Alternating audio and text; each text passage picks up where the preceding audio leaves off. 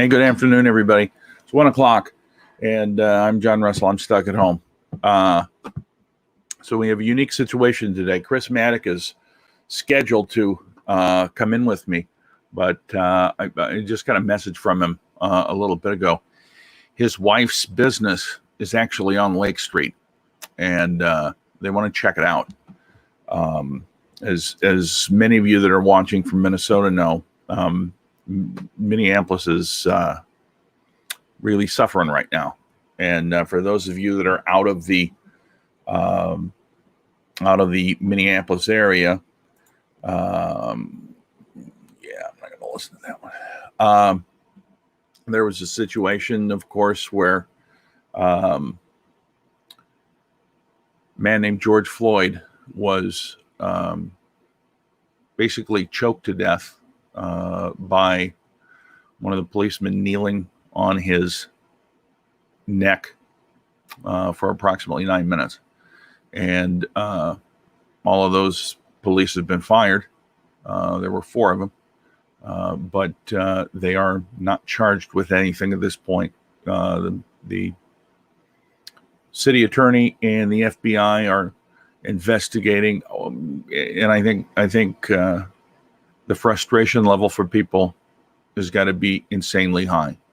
If you watched any of the news, there's a little bit about it, but not much. I do not recall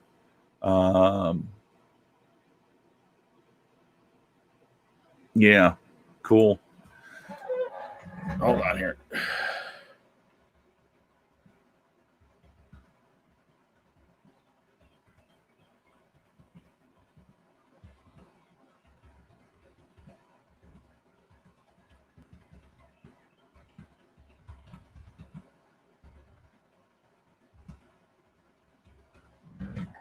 All right, sorry about that. Yeah, let me see here a minute. Here he is. All right. Ladies and gentlemen, welcome Chris Maddock. There he is, the old mad dogger himself. I was just explaining, Chris, to everybody that your wife's business is on Lake Street, and you may not be able to stay very long because you guys want to go and check out what's going on down there. Oh.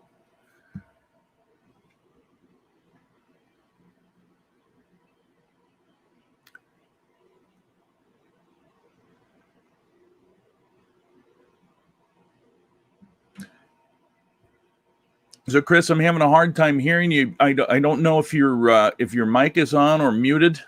Give that a quick check. Yeah. Are you on your phone? Okay. So if you go into your settings, you just have to allow this StreamYard to use your microphone. All right. No worries. He'll get that taken care of, and we'll be right back. But anyway, hello there. Hopefully he'll be back soon, and we'll be able to talk with him. It's a very scary situation in Minneapolis. A lot of buildings were damaged. A lot of them burned, and I know my in-laws are halfway between where the Target 3rd precinct is. There we are. Better? Nope, guess not. But so they're up in that. They're on 38th Street. If you know where Minneapolis is, you know where that stuff is. They're over kind of between there. But anyway, so it's a kind of a turbulent time. One of the things I saw one of my friends, and you guys have heard me talk about her a lot, Wendy Mayberry, was talking this morning about just the fact that, when we're doing this, we're trying to keep people's mind off of things, try to give them a little bit of an outlet. Hi, Cindy. Good to see you. Thanks for looking in. And it's not that we don't recognize that things are going on, and particularly here in Minneapolis. We recognize it's going on, but we still have to do what our job is, and it's a difficult situation. But Chris's wife is a very, very talented tattoo artist and has a shop on Lake Street, and so he may or may not be able to be with us for very long when he can get in. But having said that, he is one of the most talented guys I've ever met. He's a great musician. He's a fantastic comedian. And in fact, when we had the World Series of Comedy down in Rochester at Goonies Comedy Club a few years ago, he won the whole thing, which is very fantastic. And the fellow that won the national contest, actually, that was held in Las Vegas, was second behind Chris. So Chris is very, very talented. As I mentioned in the description, one of the co-founders of the Minneapolis Comedy Death Squad, one of the founding members of critically acclaimed sketch group out of Minneapolis called the Turkeys. And I believe you can still see some of the Turkeys material on a website. So anyway, hold on. I'm going to do one quick thing here, and we'll see if we can get Mr. Chris in here with us quick.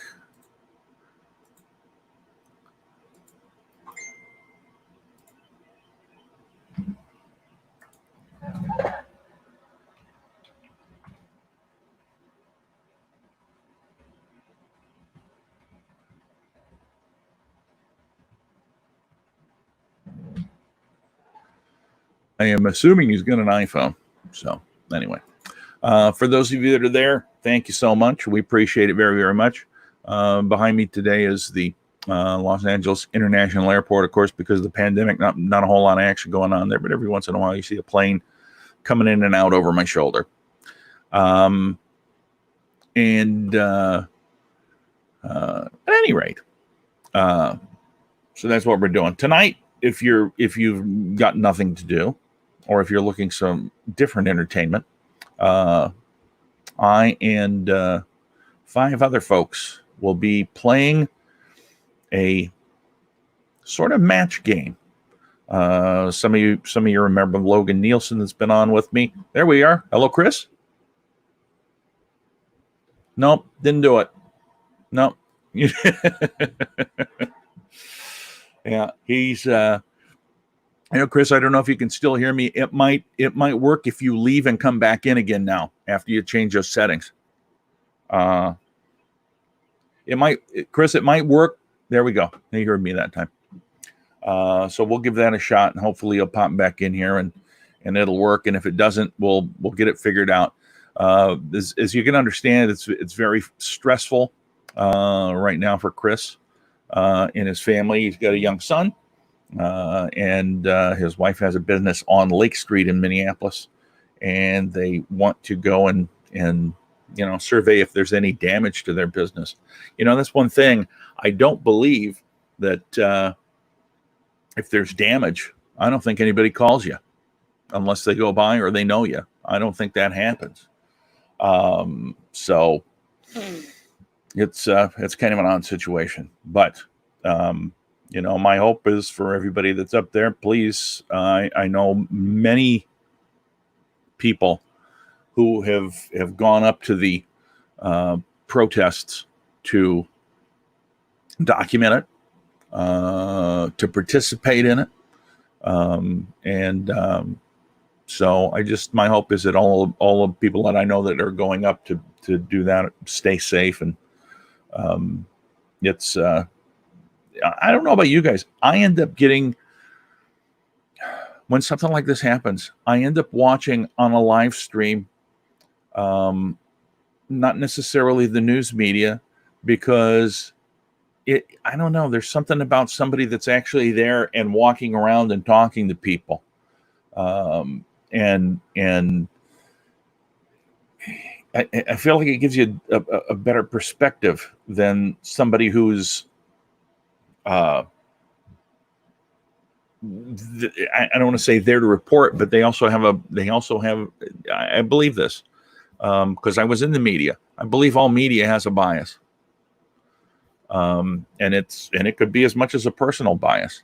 I mean, it's like, I can tell you, I mean, when I was working in the news department, myself, there are some things I'm like, yeah, don't want to talk about that. Don't want to report that. And it can be a bias that's very, very personal. And people, you can try as hard as you would like to not have any bias. But I mean, ultimately, we all have biases. We all do. And it's, it's just one of those things. By the way, Chris, I don't know if you're watching or you're still trying to get in. If you can't get in, Chris, and if you have to go, that's fine. You and I will schedule this for another time, because I do really want to talk to you. And I think in this situation, you might be, better served to go and survey what's going on at your wife's business. But having said that, anyway, my media buddies, and Logan Nielsen, Tracy McRae, Jeff Cecil, I don't remember how you say his name, from the Rochester Post Bulletin, Steve Lang, I think he's still with the Post Bulletin. I don't know. I haven't talked with him in a while. And Megan Kennedy. We'll be playing the match game, and you can watch that on the same place where you're watching right now. But we're going to play a match game at 7:00 tonight, Central Time, and I think it's going to be fun. I hope it's going to be fun, or it could be terrible. I don't know. Honestly, I just sort of dreamed it up. See, there's a plane coming in right over my shoulder. Kind of cool. So that's what we'll be doing there. Tomorrow, I'll have Logan on with me again, and Chris Schlichting, the Schlick Shopper. By the time we're out of the pandemic, we'll be able to do it. Here he is again. Hello, can you hear me? I can hear you, Chris. You did it. God dang it. Awesome. Also, by the way, a very awesome headband. No, I can't do it anymore. Throw out my neck. Oh no, can you hear me now? Did I headbang too hard? What happened? No.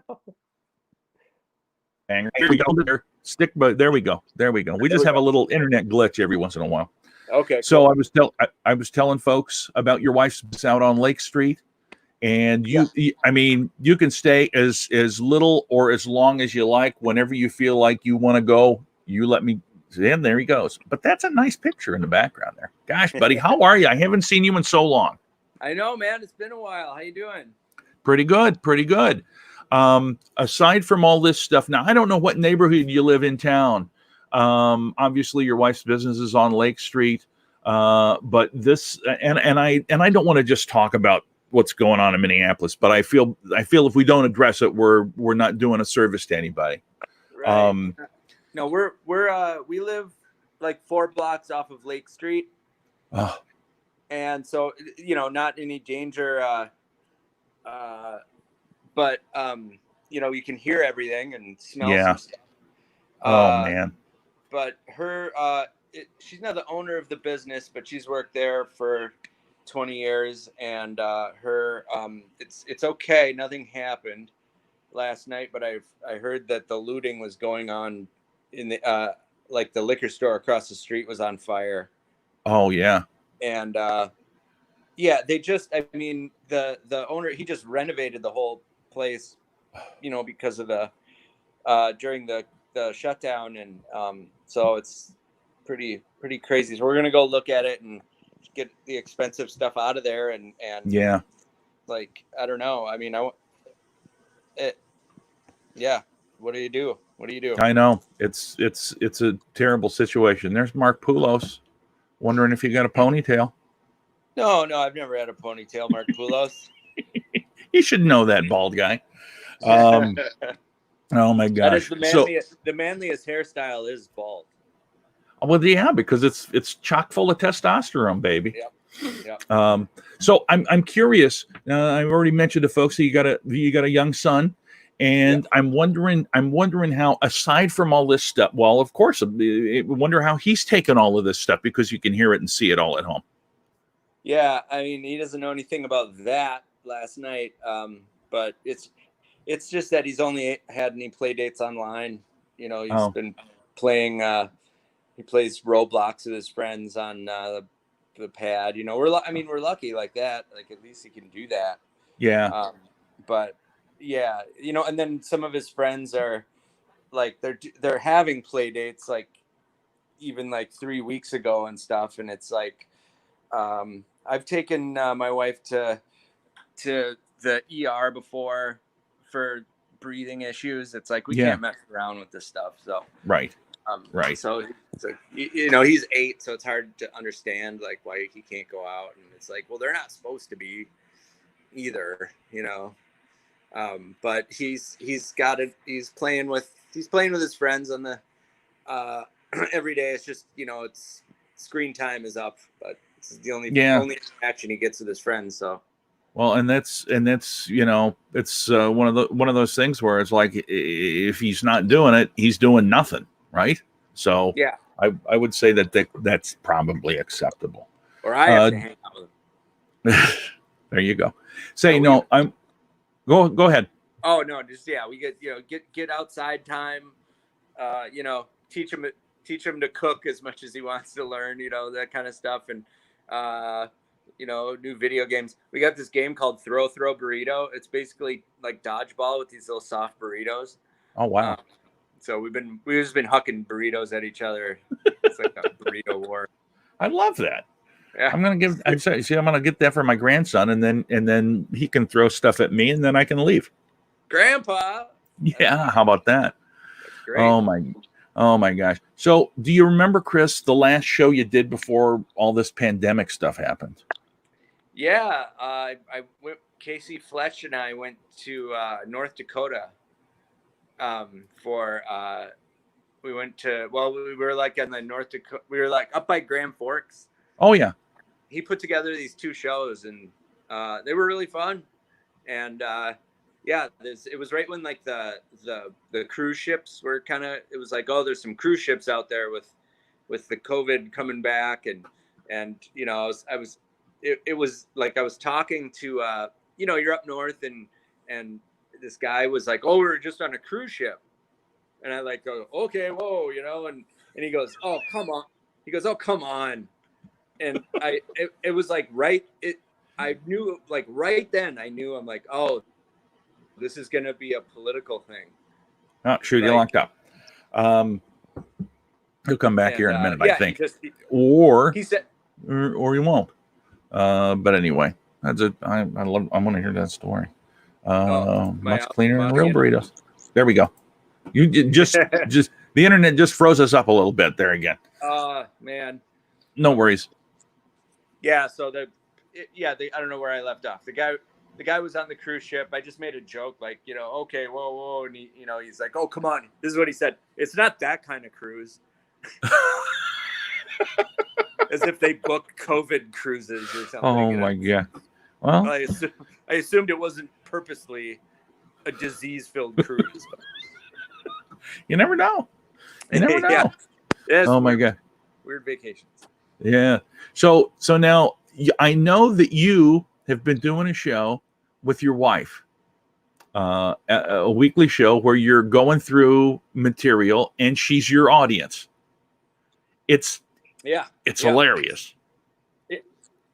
Yeah, right on. Thank you. Yeah, it's the continuation of the Death Comedy Jam. It's an open mic on the couch where she's the audience. I believe I'm the only comedian during the shutdown on Earth who has a show with a live audience. You know, you might well be. I might be. But yeah, she's got an infectious loud laugh, and she. So I would do that anyway. try my jokes on the couch out on her, so Yeah. we just doing what we normally do. And we were doing it on Instagram, but I'm going to move it to Twitch this coming Wednesday. We're going to be on Twitch for sure. Very nice. Wednesdays at 9. Yeah. Wednesdays at 9:00. Yep. And folks, you really want to watch it because it's a lot of fun. You get that interplay that you can only get between a husband and a wife. Yeah. Yeah, it's super fun. Yeah. I get to tell it, like, she's a good sport. So I can, you start off a joke with, don't you hate when your wife, she's just next. Yeah. So tell us a little, because I mentioned to folks that you were one of the founding members of the very popular Minneapolis Comedy Death Squad with Wayne and Patrick. Yep. How did you guys decide you wanted to start that group? And I know the story, but I'm asking so you'll tell us. Yeah. No, I get it. Well, I was doing the open mic at Grumpy's, and I thought they were going to close it. So I thought they were going to shut it down because no one was showing up. So I called it the Death Comedy Jam. Like the Deaf Comedy Jam is the Death Comedy Jam because it's going down. And that was 13 years after it went away. So, but or before, I mean, that was 13 years before. But so then we had Death host the show. Where Wayne was he dressed as the Grin Reaper, thank you. And I did the voice from the back, so I had a microphone in the back of the room in secret, and then he would just do the movements and stuff. You couldn't see his face, and we would use all the jokes that Patrick were too bad for Patrick's act, but still in his notebook. So my girlfriend's so fat, and. We go, say ex-wife, it's funnier. And so then we called ourselves the Minneapolis Comedy Death Squad. Because there was the there was the Texas Comedy Outlaws with Bill Hicks and Jimmy Pineapple and Ron Schock. And so we were the Minneapolis Comedy Death Squad, which I didn't know that there was already a Comedy Death Squad with some more famous people, but whatever. Doesn't make any difference. It was still awesome. Yeah, so that open mic, it went for 15 years every week, and I'm terrible at recording and taking pictures and all that. But when Grumpy's closed, we still did the open mic. We still went down there. We brought a generator, and we put we were outside of the bar and in the back by the patio, and we had a generator with a spotlight and a microphone, and we went there. And then when they fenced it off, I have pictures of Death breaking in the fence. And then we went and did the open mic. And then when the place was rubble, there's a picture of me where the stage used to be with Jeff Foser in the audience. So we never stopped. And then whenever this condo or whatever is there opens, we're going to go in, and I'm going to say the same thing that I said to any table that was in the room 10 minutes before our show. Would love it if you stay, but we do a show here every Wednesday, and we're going to start in 10 minutes. Happy if you stay. Doing it a while. And but so Ian Rands made a documentary over the 15 years. I didn't know he was doing this. Yeah, I thought he was just filming stuff and whatever. He made a documentary. It's coming out in a week or two. City Pages is going to push it out. Yeah, like I'm tickled to death because I was like, I have almost no record of anything that happened there. And he's got video of like the 10-year anniversary and a bunch of the last show. And so look for City Pages. It's amazing. I just got off the phone with the guy from City Pages, and that's exciting. Yeah. I will definitely look forward to that. I'm I was going to say, now you're also one of the founding members of the critically acclaimed sketch group, The Turkeys. Yeah. And you go ahead. Oh, you can find those videos on YouTube. My Damn Channel was the thing that we were on the most. And those are on YouTube. So you can, and then if you just Google like Turkey, I think the website is turkeyscomedy.net, but if you just YouTube Turkey's Comedy. Yeah. Yeah. And the group is literally, yeah, Cindy, I'll track it down and I'll put a link in the comments here once the show's done. Literally the group was in the people they were using in the sketches, literally a who's who of Minneapolis comedy at the time. I mean, Isaac and Gus and Chris. Who?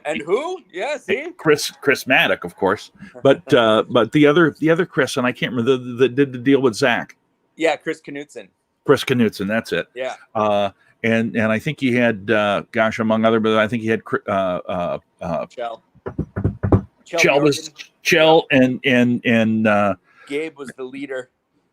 Yeah. Did you say Gabe already? That's right. I didn't say Gabe, but I know, yeah, because Gabe really was pushing it, and of course now he's doing the podcast and studio stuff, and I think you are you going to do a show with him as well? Yeah, we're doing this I'm doing a podcast about working in restaurants, but it's it's kind of more of a TV show, but it's a video podcast. Yeah. So yeah, I've been doing along with the show on the couch, which is the Till Death. My wife named it, by the way, the Till Death Comedy Jam. Perfect. We're doing a show called Servitude about working in restaurants. Very nice. And we're trying to, we're trying to get people in there that are, we were working on it for a long time before all this COVID stuff happened. So that is such a devastating thing to the industry that it's like, it kind of feels weird to put all this stuff out that doesn't even mention it, because it's like, it all seems almost irrelevant now, but it's about working in restaurants. But I like to talk to people who have never worked in restaurants and get everyone's take on it. It's not just like one of those like waiter pet peeve kind of shows. We review people's, we do reviews of people's Yelp reviews. Oh, very nice. And we have a lot of segments. So we have we'll go on the Facebook waiter groups and stuff, and talk about that, and talk about just like the interaction between the cooks and the front of the house, and one thing I was doing was I might have left my phone microphone on sometimes, so you get to hear a little live wire kind of stuff of like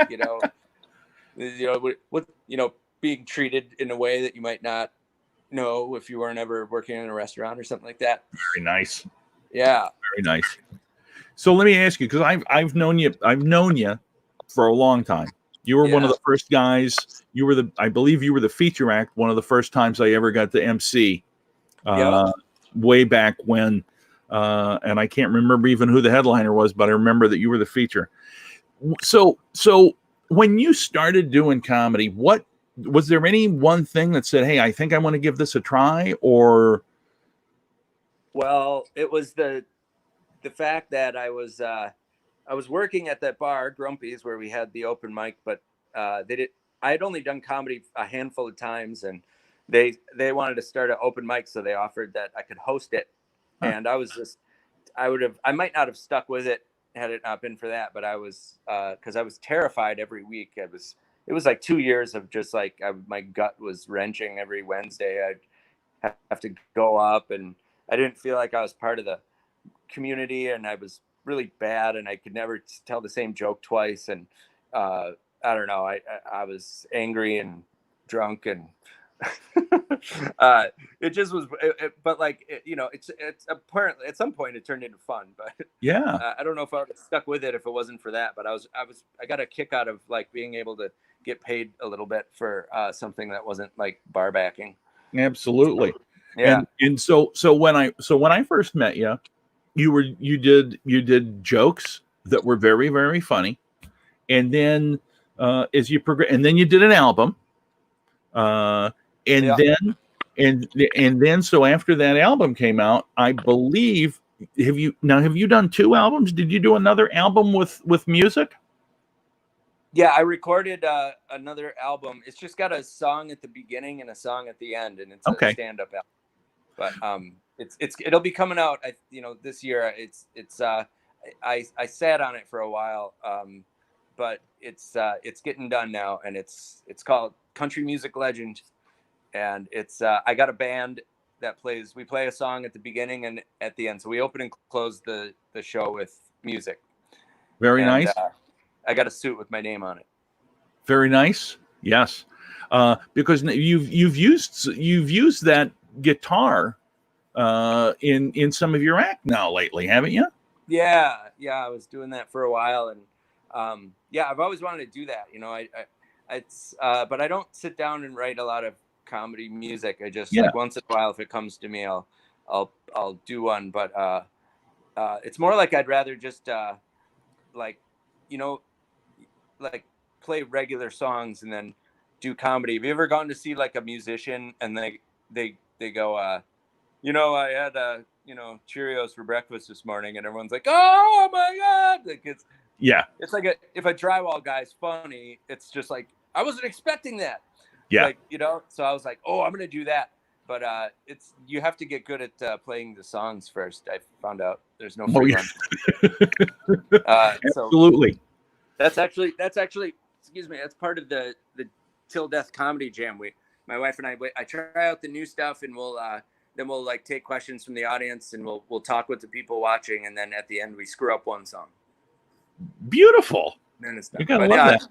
Yeah. No, I like playing music, but it's I get, when I play with musicians, they appreciate how hard I try. I love the way that sounds. But now music actually kind of runs in your family, right? Your grandfather was a recording artist as well, wasn't he? Yeah. Oh yeah. He was, he's a pretty legendary guy. Red Maddock. He was, I actually just found a tape. Well, I knew I had this tape. I have a lot of tapes and stuff of his music. He's a jazz man. He played on the Prairie Home Companion for the last 9 years of his life as part of the Hall Brothers Jazz Band. But he was he lived in New York and Chicago. He played with he jammed with all the greats back in the day. He grew up in he was born in 1916, and then so through the 1920s and 30s, he was like I just found this tape of him telling his life story. Oh, wow. So yeah, it was amazing. So I'm going to make something with that and put it out for people. But it's basically he would, that was back when they had like 16 kids but he talks about that, everyone had like this ungodly amount of kids, like they were living on a farm, but they weren't. And he talks about they're living in a shack. I mean, this is like the 20s and 30s, Great Depression. Yeah. And they're living in a shack in Minneapolis. And he would take a streetcar when he was 12 years old. About 12 years old. Then he would go down to where Acme is now. And there would be jazz clubs.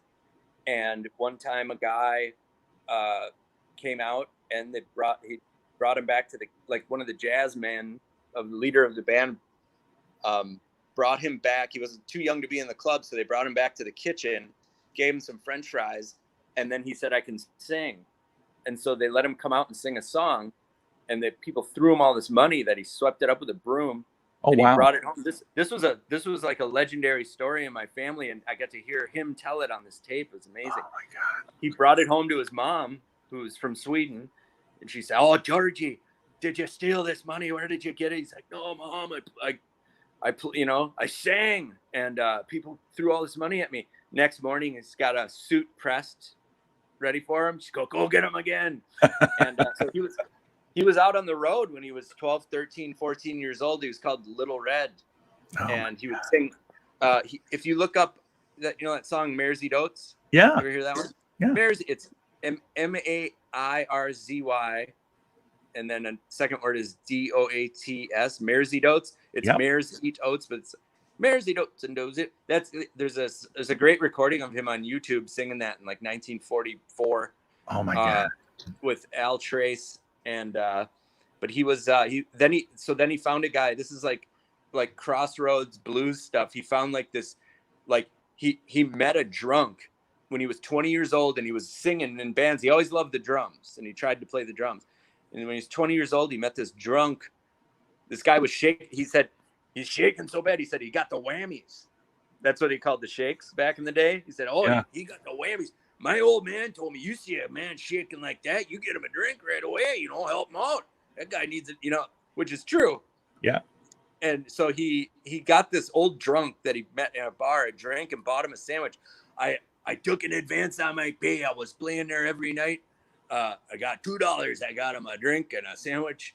Because back in like the 30s, when you were a severe alcoholic, that's all you needed was a drink and a sandwich. Yeah. You're set. Greatest generation. So then the guy gave him his card, and he was the drummer for the St. Paul Orchestra. Oh my God. And so that guy, my grandpa said every day I'd bring him a half a pint of booze because I drink the other half. I bring him back. That's the one. Thank you, Andy Fisher. Andy Fisher is like my unpaid intern that finds stuff that we talk about. That's amazing. And so he bring the guy a half a pint of booze, and the guy would give him an hour and a half drum lesson. Wow. And then he turned into a jazz drummer. He played with Charlie Parker once, and oh wow. Yeah, there was a jazz scene in the 50s, 60s, 70s in St. Paul, the Emporium, and across the street from where Little Tijuana is now, there was the Artist Quarter. That was, it ended up in St. Paul, and it closed recently, but he used to play there. And he was he got fired from a gig at Mancini's because he would do his trick where he would flip a stick and everyone go woo, and then he'd flip it higher, do a drum solo, and the third time he'd flip it up, the band would stop, and he'd let the stick hit him in the head, and when it hit him in the head, he'd hit the cymbal and spit his dentures out. And he got fired because they said they were choking on their steaks. So I come from a long line of censored performers. Oh my God. Well, Chris, one of the things that I like to ask everybody that have come on with me, and you've been at this a while. I'm not going to blow you. I don't want that. I don't want that. What? Well, maybe we'll talk. But I would like to know if you have one great hell gig or two that maybe are just like so memorable, you'll say this is the worst show that ever happened to me. Oh man, it's easier to pick out the good ones. It is. No. There was one that I thought was once me and Gus Lynch went to Plaza, North Dakota. Oh yeah. Yeah. Plaza was like, so when you drive through North Dakota in the winter and it's just like flat white snow, and it said there's a sign that said "Welcome to Plaza," and it was just nothing. It was like not like an arbitrary marker of just in the middle of nothing. Like, oh, we drew a line in the snow and now you're here. And we drove around like there is no town. Like is it under the snow? Like where is it? And we saw like this little looked like a settlement out in the distance. We're like, okay, so we drive on this snowy road and a minivan, and we get out there and it's like 22 houses and a prefab box that's a bar, and the water tower, it said Plaza 1904 to 2004, as though the town had died or something. Like it was like a tombstone. Like wow. And so we went in this bar, and it was just like no one. There was no one that I mean, I've had more gigs like this than I'll admit, but this one was particularly no one would say hello to us. We clearly didn't belong there. Like no one's just like coming there for fun. And we finally found the owner, and it was just like yeah, all right. Well, he goes, you're gonna want to check into your hotel. It's gonna be the best thing for you. That's what he said. And He was tweaking. He had one of those. He had this beard where it's like, you know how there's space between your lip some places and Yep. hair. He had none. It was like Wolfman. It was just like completely like a kid would draw a beard that who'd never seen a beard before. It was like so weird. And he was tweaky, you know, and he was just like, and and there was a library that was boarded up. It was like closed due to lack of interest or something. And so we go there, and he sat us down at this table. And so Gus and I were facing each other. You know how when you sit at a table, this guy was completely 90 degrees facing toward me, like right next to me, while I was looking at Gus, and we were just laughing as we were talking to the guy, like this guy's just gonna, like, this is so weird. And he goes, "That's a stage right there." The stage was, it was 4 cinder blocks with a piece of plywood on top. like the definition of rinky dink, I think was, you know, it was invented with 4. And so before the show, we go, you know, "Hey man, there's a lot of cats running around outside." He goes, "You saw one?" And he reached behind the door and he grabbed a BB gun, and then he shot a cat. Oh man. He shot a cat. And so then we were doing the show, and there's a video, there's like a 1.5 minute video. I think it's somewhere buried on my Facebook, where Gus took it just to prove to his wife that we were doing what we said we were doing, because she just didn't believe, like you're going where to do what? That doesn't sound right. And I don't blame her at all. And but there's this video of, like, I just wasn't talking because no one was listening. So I was just sitting up there, and then I just started reciting like words. I was like, "There's a table," you know, and then at one point, they didn't turn off the TVs or the sound. Oh man. And so at one point, all these guys, they had their back to me at the bar. And at one point, this old guy with his hat, he turns around, he goes, "Well, I'm funnier than this fucking guy." Is that loud?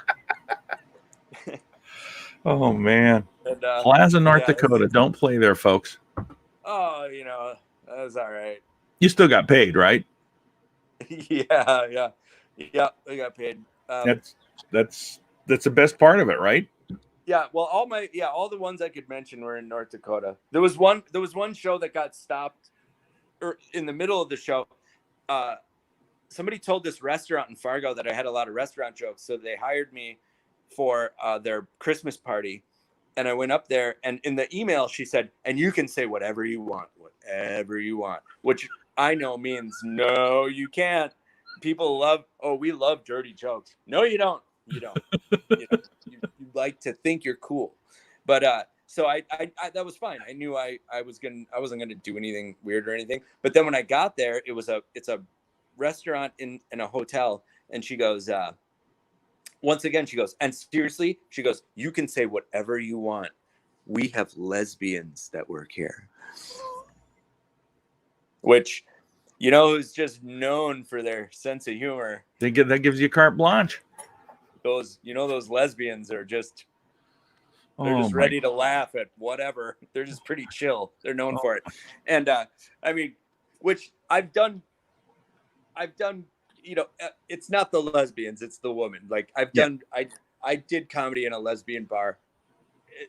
The only person who was mad at me was the only straight girl there. It was, you know, the other lesbians were like, "I don't know who she is," but lesbians are great.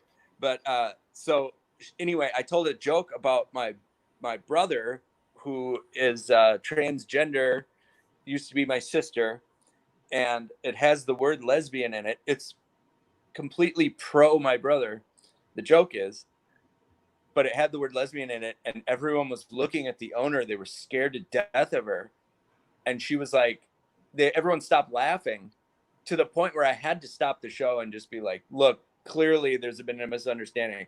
I'm going to tell that joke again because you didn't listen to it." "No, you're not." And like, I go, "Well, I'm not going to just stand up here while everyone's like," I go, "I'm sorry, but everyone's scared of you because you're so mad at me right now for no good reason." And she goes, "Then be done." And I just was like, "I'm still getting paid." And she's like, fine. And I put the mic down.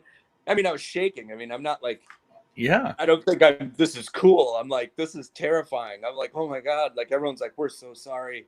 And I just like walked out in shame. Like, Oh but God. I didn't do anything wrong. I just like, so Yeah. yeah, maybe you're right. Don't play North Dakota. I don't know. Never. Wow. I'll go back. I lived up in Fargo for 10 years, and but I lived in Fargo. And Fargo really is just it's the westernmost chunk of Minnesota. Yeah, it's the Austin of North Dakota. Exactly. There you go. All right. So we ask you about a couple of hell gigs.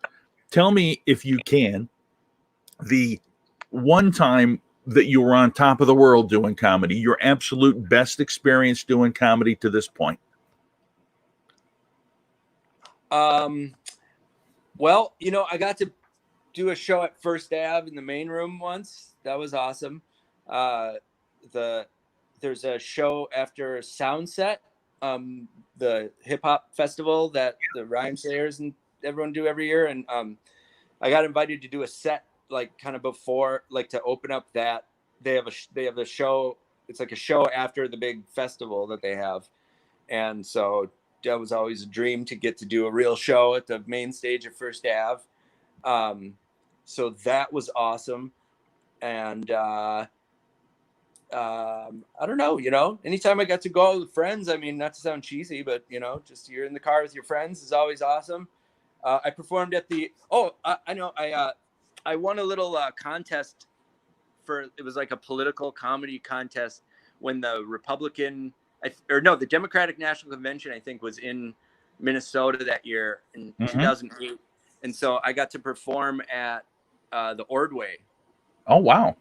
Yeah, for like opening for like Jim David and who's the guy? Who's that guy who does all those? James Adomian. Oh, yeah. Impressions, yeah. So he was doing George Bush, and I got to do that. So I got to, you know, invite my dad down to that and do the, perform at the Ordway. And I worked at Jimmy John's that day too. So I was like, that's my claim to fame, is that I'm the only person alive who's worked at Jimmy John's and performed at Ordway in the same day. And that's a good thing. It's a good thing. Oh my gosh. So we got one question here. If anybody is watching, you got any questions for Chris, fire him off and we'll let him get on about his business. Large Marge wants to know, what's more fun for you, the open mic or paid gigs? Do you have more fun running the Def Comedy Jam or? Yeah. You know, either more fun, that's up for grabs, I suppose. You know, open mics are more fun probably because you get to see all your friends. Yep. But you know, paid gigs are probably more fun just because you get to go, you know, really stretch out and do your thing. Yeah. But so as far as the comedy portion, probably paid gigs. Absolutely. Yeah. Absolutely. And there's a little bit of a lag, so some questions may take a while if they come. You know how it is. Yeah. So do you have other than the Till Death show? Do you have anything else? Have you been doing any of the virtual open mics at all? Yeah, I did Ollie Sultan's things a couple times and the Monday Night Comedy Show. Yeah. And what else? I think just those things. And then doing the servitude thing. I'm gonna start working on that more. I've been working at the restaurant, and I just recently told them I'm not coming back. I wasn't sure I was gonna get hired back anyway, but so yeah, it's kind of like I'm like, I better get to work on something here. But I've always been kind of a Luddite and never was into technology. So I got the computer and I've been doing videos and editing and stuff like that. So I think I'm going to be putting out a lot of that stuff, the Till Death and this and just lots of clips and maybe sketches and stuff. And hopefully, I don't know, some people seem to be able to turn that stuff into money. So maybe I could do that. But I mean, everything's so up in the air. It's crazy. What about you? Is Goonies opening soon or? Well, I believe we were going to try to open on June 6th. I don't think that's going to happen because the other part is too. I don't know if you've been down to the new Goonies. Oh, you have. Because it's inside that Crooked Pint restaurant. We're kind of at their mercy a little bit. Yeah. But I did just see that the mayor of Rochester sent a letter to the governor, and she had a plan laid out for how restaurants in Rochester could open differently. And because the Mayo Clinic was there, they thought they could handle it differently. And so we'll see if that happens. If that happens, things will go different. I do know that when Goonies opens back up, it's going to be at smaller capacity, of course. And I've already talked with Mark Clampy about streaming the shows as well. Hopefully people will still watch. But I mean, we're just to the point where, we got to be open before we can do anything. So it's kind of a pain in the neck. Right. Enjoy watching your show to see people I have never seen. Thank you, Cindy. Never saw Chris. Cindy watches us from Alabama. Chris. Oh, nice. So awesome. And I'll tell you what. I'm sure she'll look up that link and start watching some of your stuff as well. Oh my gosh. I mean, and here we are. We're getting close to an hour already, which I can't believe. But it's been so much fun to talk with you, and I'm so happy to see your happy smiling face, man. It's been thank you. You too, man. It's really good to talk to you. I'm trying to think the last time I got to work with you. I think was at New Hope about probably 5 years ago. I mean, it's like that's long. Anyway, all right, my friend. I appreciate it, and if there's anything that you want me to post up on here as far as your Twitch page or anything like that, send it to me in a messenger and I'll post it up for people to look. I will for sure. I'm getting that figured out this week and I'll send it to you. Thank you so much. Awesome. You betcha. Thanks for watching, everyone. That's great. And there's Donnie Lucifer. He watches. I don't even know where you're watching from, Don. So this is the thing, Chris. So the method that I use, we're on Facebook, we're on YouTube, we're on Twitter, and we're on Twitch.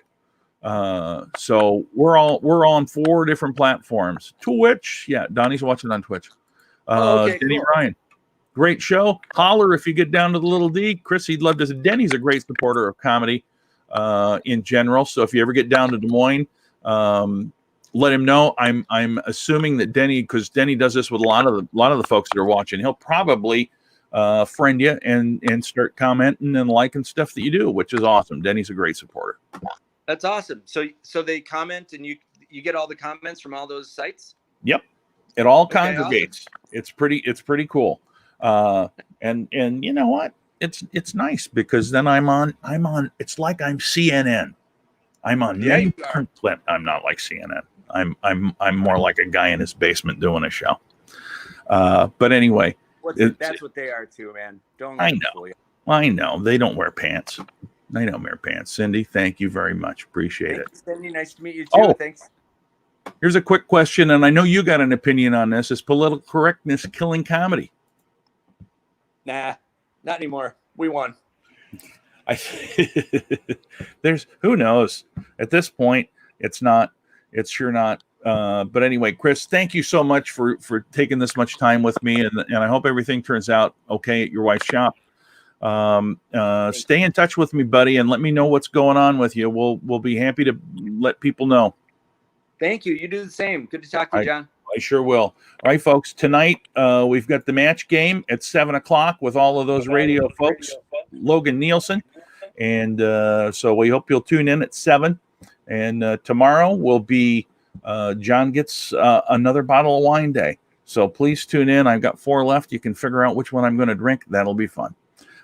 Folks, thanks again for watching. Have a good afternoon, and we'll see you tonight at 7:00. Bye-bye.